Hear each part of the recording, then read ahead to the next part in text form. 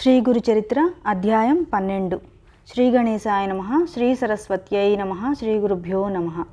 సిద్ధయోగి ఇంకా ఇలా చెప్పసాగారు. అప్పుడు ఆ తల్లి పుత్రవాత్సల్యంతో ఇలా అన్నది, నాయనా, నీవు లోకానికి ధర్మం చెబుతావు కదా, మరి నీవు కూడా 12 సంవత్సరాలు బ్రహ్మచర్యం అవలంబించాక గృహస్థువై బిడ్డలు కలిగాక సన్యసించి లోకానికి ఆదర్శం చూపాలి కదా.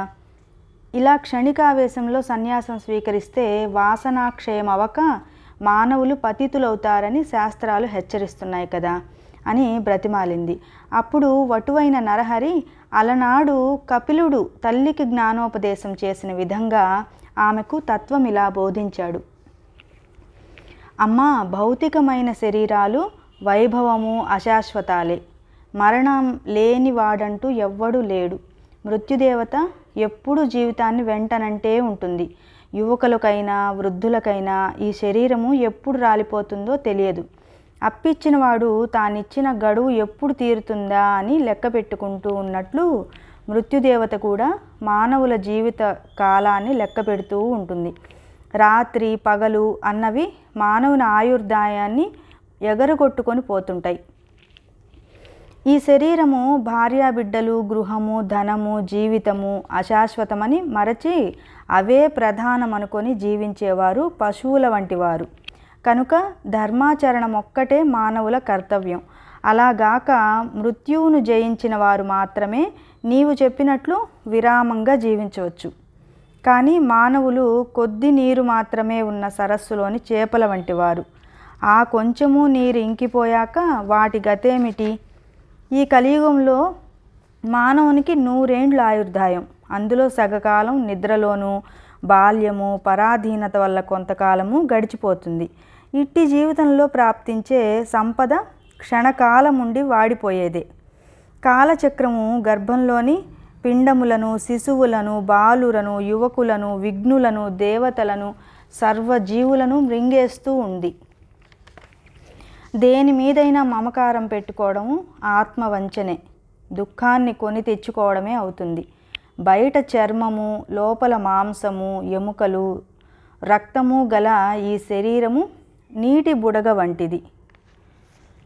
శరీరము జడము, నశ్వరము. ఆత్మ చిత్స్వరూపము, శాశ్వతము.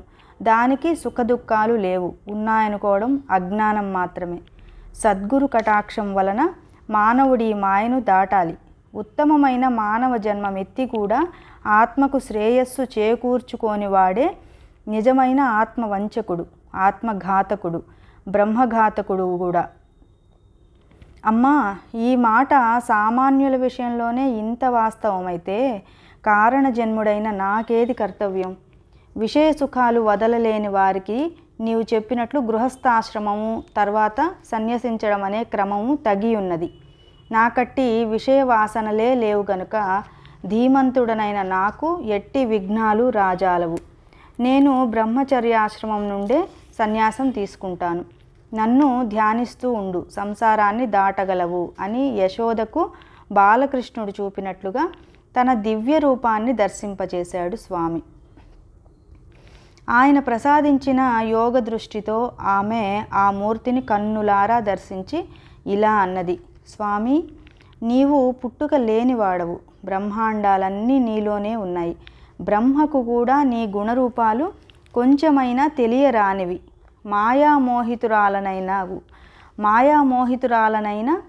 మానవ స్త్రీని నాకెలా తెలుస్తాయి? ఈ జ్ఞానమైనా నీవనుగ్రహించినదే. నీవు సత్య సంకల్పుడవు. నీ సంకల్పానికి నేను అడ్డు చెప్పను. లోకహితం చేయడానికే అవతరించిన నిన్ను నా పుత్రుడవని తలచి ఇంట కట్టి పెట్టుకొనడం తగదు. అయితే నీ యొక్క ఈ దివ్యమైన ఆకారం నా మనస్సులో స్థిరంగా నిలిచేటట్లు అనుగ్రహించు. నాకింకా పుత్రులు కలుగుతారన్నావు.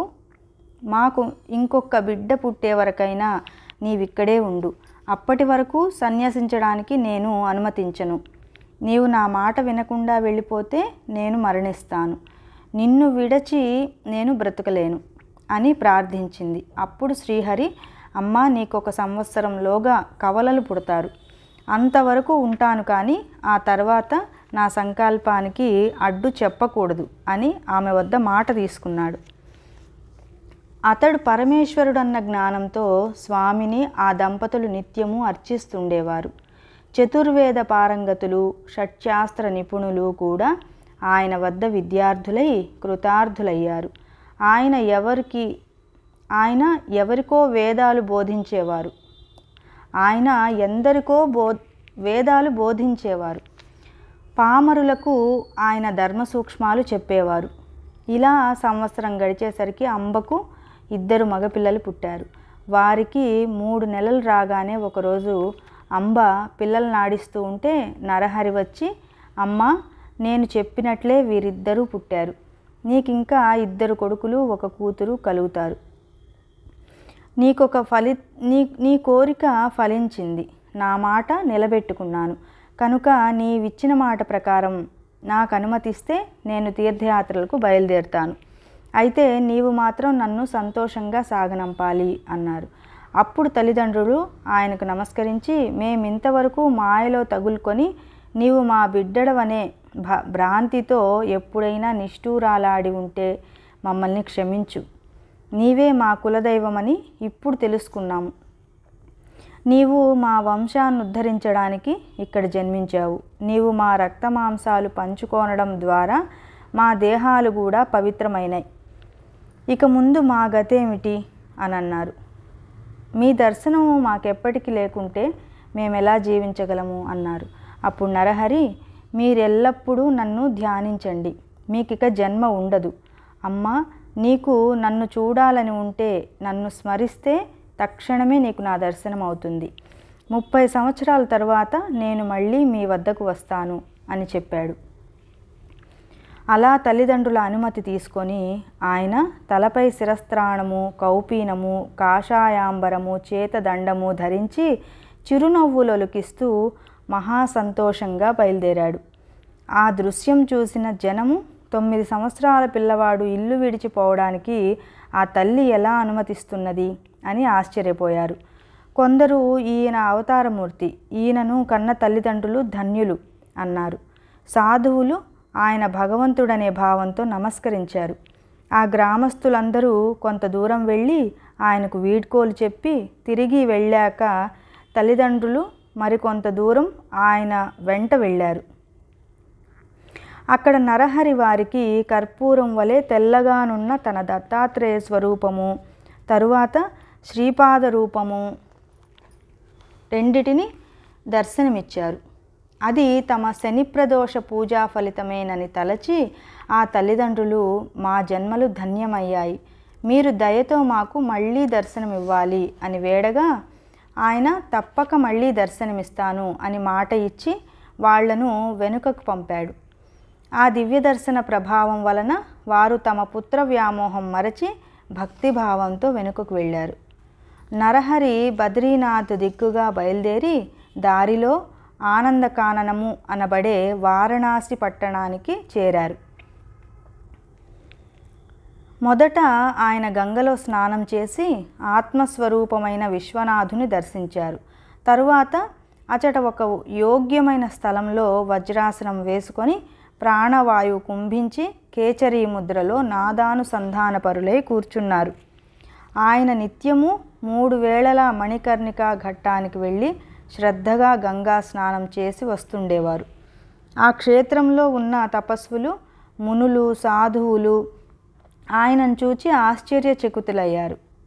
యవ్వనం కూడా పూర్తిగా రాకముందే అంతటి వైరాగ్యము, కఠోరమైన తపస్సు చూచి ఆయన యోగపూర్ణుడని తెలుసుకొని నమస్కరిస్తుండేవారు. అచటి యతులలో వృద్ధుడు, శ్రేష్ఠుడు అయిన కృష్ణ సరస్వతి ఆయనకు భక్తితో నమస్కరిస్తుండేవాడు. ఆయన సాక్షాత్తు అవతార పురుషుడని, సన్యాస మార్గాన్ని పునరుద్ధరిస్తాడని, ఆయన విశ్వగురుడైనప్పటికీ లోకోద్ధరణ కోసం మాత్రమే ఆదర్శప్రాయుడైన సాధకునిలా తపస్సు చేస్తున్నాడని, కనుక ఆయన వయస్సులో చిన్నవారైన జ్ఞానంలో వృద్ధులే గనుక ఆయనకు యతులు కూడా నమస్కరించవచ్చునని కృష్ణ సరస్వతి చెబుతుండేవారు. చివరకు ఆ కృష్ణ సరస్వతి స్వామి ఆదేశానుసారం ఆయన శిష్యులు నరహరి వద్దకు వెళ్ళి నమస్కరించి, స్వామి, మీరు పరమేశ్వరులే గాని మానవ మాతృలు కారు. సజ్జనులను ధర్మాన్ని ఉద్ధరించడానికి భూమిపై అవతరించారు. శ్రీ ఆదిశంకరులు స్థాపించిన సన్యాస మార్గం దాదాపు లుప్తమైంది.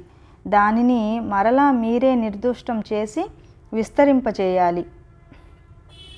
అధికారులు కాని వారికి ఈ మార్గము భయంకరమైనదిగా, బుద్ధిమంతులకు సులభంగా ఆత్మానందమిచ్చే ఈ సన్యాస మార్గాన్ని మీరే పునరుద్ధరించాలి.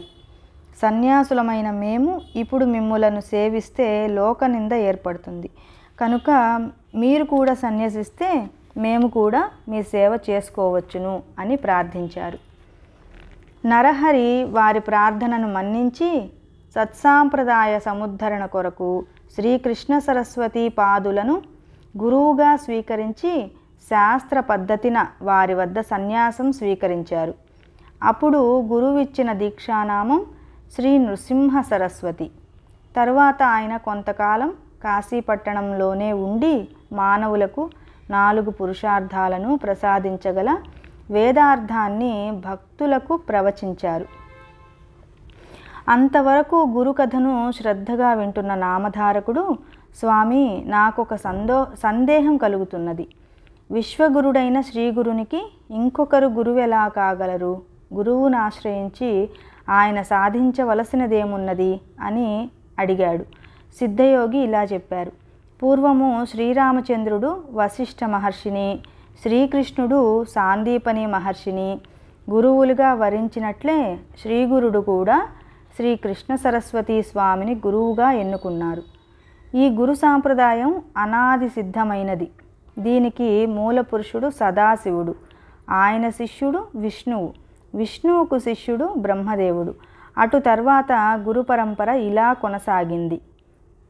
బ్రహ్మదేవుడు నుండి వశిష్ఠుడు, శక్తి, పరాశరుడు, వ్యాసుడు, శుకుడు, గౌడపాదుడు, గోవింద భగవత్పాదాచార్యులు, శంకర భగవత్పాదులు, విశ్వరూపుడు, బోధజ్ఞానగిరి, సింహగిరి, ఈశ్వరతీర్థుడు, నృసింహతీర్థుడు, విద్యారణ్యుడు, మలయానందుడు, దేవతీర్థుడు, యాదవేంద్ర సరస్వతి, కృష్ణ సరస్వతి. ఈ కృష్ణ సరస్వతి స్వామియే శ్రీగురుడని ప్రసిద్ధికెక్కిన శ్రీ నృసింహ సరస్వతి స్వామి యొక్క గురువు. తరువాత శ్రీగురుడు తాము స్వయంగానే పవిత్రులైనప్పటికీ అనేక పుణ్యతీర్థాలు దర్శిస్తూ బదరికాశ్రమం చేరారు. ఆ తర్వాత ఆయన మేరు పర్వతానికి ప్రదక్షిణంగా సంచరిస్తూ సర్వక్షేత్రాలు దర్శిస్తూ పుణ్యతీర్థాలలో స్నానం చేస్తూ శిష్యులతో కలిసి గంగాసాగర సంగమం చేరారు. ఆయన మొదట గంగకు ప్రదక్షిణంగా ప్రయాగ వరకు తటాక యాత్ర చేశారు. అది కూడా గంగా ప్రదక్షిణంతో సమానమే.